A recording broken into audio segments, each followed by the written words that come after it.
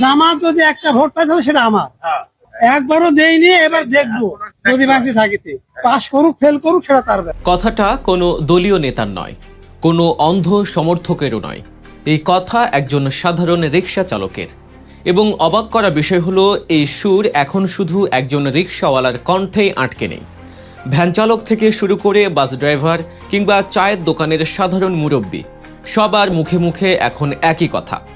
গত কয়েক বছরে এমন কি জাদুকরী পরিবর্তন ঘটল যে যেই দলটিকে নির্বাচনের মাঠে কোণঠাসা ভাবা হতো তারাই আজ সাধারণ মানুষের আস্থার কেন্দ্রে চলে আসছে। রাজনীতির দাবা খেলায় জামায়াত ইসলামী এমন 5টি চাল দিয়েছে যা দেখে বড় বড় রাজনৈতিক বিশ্লেষক তো বটেই, খোদ বিএনপির নীতি নির্ধারকরাও এখন কপালে চিন্তার ভাঁজ ফেলছেন। 20-25টা আসন নয়, বরং রাষ্ট্র ক্ষমতায় যাওয়ার জন্য জামায়াত ভেতরে ভেতরে যে প্রস্তুতি নিয়েছে তা রীতিমতো অবিশ্বাস্য। আজকের ভিডিওতে আমরা উন্মোচন করব জামায়াতের সেই গোপন 5টি কৌশল যা রাজনীতির মাঠের হিসাব নিকাশ পুরোপুরি উল্টে দিয়েছে। একটু পেছনে ফিরে তাকালেই দেখবেন বিগত নির্বাচনগুলোতে জামায়াতের জন্য সবচেয়ে বড় চ্যালেঞ্জ ছিল কারা। আওয়ামী লীগ বা বিএনপি নয়, তাদের চ্যালেঞ্জ ছিল সমমনা ধর্মীয় দলগুলো। কট্টরপন্থী ইসলামী দলগুলো যেমন হেফাজত ইসলাম বা চরমোনাই পীরের দল সবসময় জামায়াতের কঠোর সমালোচনা করত। তারা ফতোয়া দিত জামায়াতকে ভোট দেয়া যাবে না।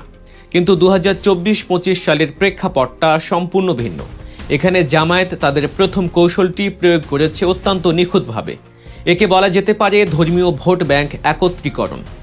মজার ব্যাপার হলো এবার যখন হেফাজতের আমির মহিবুল্লাহ বাবুনগরী বললেন যে জামায়াতকে ভোট দেয়া যাবে না, জামায়াতকে ভোট দিলে জাহান্নামে যেতে হবে, তখন জামায়াত নিশ্চুপ রইল।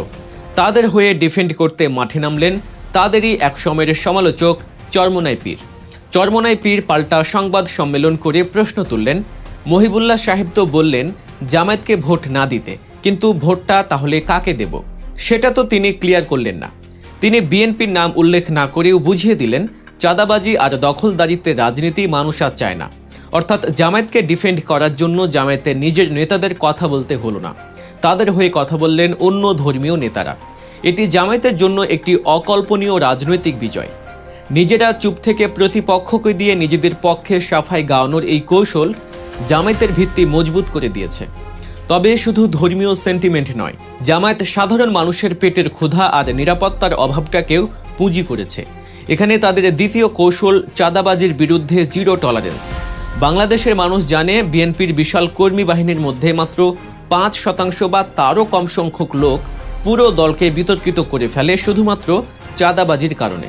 ফুটপাতে হকার বসলে চাঁদা, রিক্সা স্ট্যান্ডে চাঁদা, মুদি দোকানে চাঁদা, এই অত্যাচারে অতিষ্ঠ সাধারণ মানুষ। ট্রাক ড্রাইভার থেকে শুরু করে ছোট ব্যবসায়ী সবাই এখন শেল্টার খুঁজছে। আর ঠিক এই সুযোগটাই নিয়েছে জামায়াত।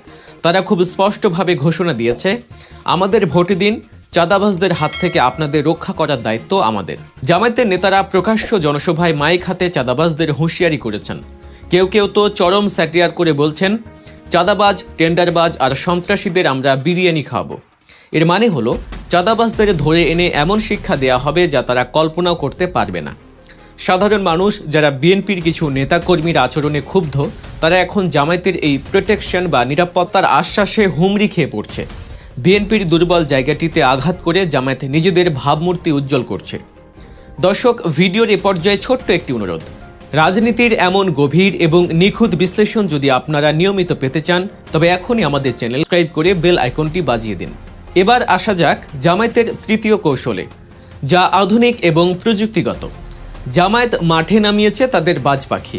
না, এই বাজ পাখি কোনো প্রাণী নয়, এরা হলো জামায়াতের তুখোর অনলাইন অ্যাক্টিভিস্ট বা সাইবার ফাইটার।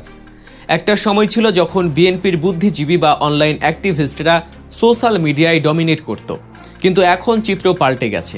জামায়াত প্রযুক্তির ব্যবহার করে এমন একদল অনলাইন যোদ্ধাকে তাদের পক্ষে করেছে যারা তর্কের খাতিরে তর্ক করে না, বরং যুক্তি দিয়ে প্রতিপক্ষকে ধরাশায়ী করে ফেলে।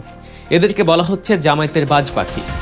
বিএনপির কোনো নেতা বা সুশীল সমাজের কেউ যদি জামায়াতের বিরুদ্ধে কোনো কথা বলে তবে কয়েক মিনিটের মধ্যেই এই অনলাইন অ্যাক্টিভিস্টরা সেই বক্তব্যের অসারতা প্রমাণ করে দেয়, এবং সেটা কোনো গালিগালাজ করে নয়, বরং তথ্য উপাত্ত দিয়ে।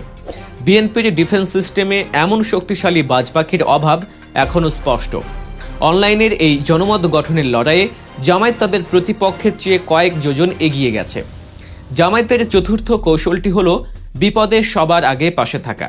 এটি কোনো রাজনৈতিক বুলি নয়, বরং মাঠের বাস্তবতা। রাজনীতিতে একটা কথা আছে, সুসময়ে অনেকেই বন্ধু বটে, কিন্তু সুসময়ে হাই কেউ কারো নয়। জামায়াত এই প্রবাদটি বদলে দিয়েছে। করাইল বস্তিতে যখন ভয়াবহ আগুন লাগলো, তখন ঘড়ির কাঁটায় সময় হয়তো ফজর। অন্য দলের নেতারা যখন তখনও ঘুমের ঘোরে, তখন দেখা গেল জামায়াতের আমির ডাক্তার শফিকুর রহমান ঘটনাস্থলে হাজির। শুধু হাজির হয়ে ফটো সেশন নয়, ক্ষতিগ্রস্ত মানুষের জন্য খিচুড়ি রান্না করে নিয়ে যাওয়া হয়েছে। এবং সবচেয়ে হৃদয়স্পর্শী দৃশ্য ছিল এই খিচুড়ি মানুষের মধ্যে বিতরণের আগে জামায়াতের আমির নিজে খেয়ে টেস্ট করেছেন, যাতে নিশ্চিত হওয়া যায় খাবারটি নিরাপদ। একজন বস্তিবাসী ক্যামেরার সামনে অকপটে বলছেন, আগুনের সময় কেউ আসে নাই ভাই, সরকারের লোকও আসে নাই, বিএনপিও আসে নাই, আসছে শুধু জামায়াত। রাতেও আসছে কম্বল নিয়ে, সকালে আসছে খিচুড়ি নিয়ে। এই যে মানুষের বিপদে সবার আগে দৌড়ে যাওয়া, এটি জামায়াতের ভোট ব্যাংকে এমন এক জায়গায় নিয়ে গেছে যেখানে অন্য দলের প্রবেশ করা কঠিন। করাইল বস্তি, যা একসময় অন্য দলের ভোট ব্যাংক ছিল, তা এখন জামায়াতের বাক্সে চলে গেছে শুধুমাত্র তাদের এই মানবিক তৎপরতার কারণে। সর্বশেষ এবং পঞ্চম কৌশলটি জামায়াতের রাজনীতির ইতিহাসের সবচেয়ে বড় চমক। সেটি হলো সংখ্যালঘুদের আপন করে নেয়া। চিরাচরিতভাবে একটা ধারণা প্রতিষ্ঠিত ছিল যে জামায়াত মানে কট্টরপন্থী এবং তারা হয়তো হিন্দু সম্প্রদায়ের বিরোধী।